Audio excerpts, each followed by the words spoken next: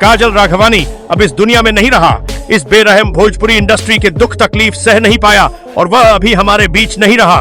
खेसारी लाल ने शारीरिक शोषण किया, निरहुआ अमरपाली मिलकर काजल राघवानी के पूरा इंडस्ट्री में बेइज्जती किया।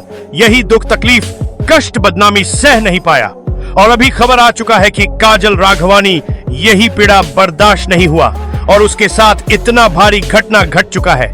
देखिए, भोजपुरी इंडस्ट्री में लगातार हिट मूवी दे चुका है और इसके फैन फॉलोइंग पूरा भारत में फैल चुका है। गाना में काम किया, फिल्म में काम किया, एल्बम में काम किया, टीवी शो में काम किया, स्टेज शो, प्रोग्राम, सारा जगह पर काम करते करते काजल राघवानी यूपी, बिहार, झारखंड, नेपाल, इन सब बन जगह और एक से में छा चुका।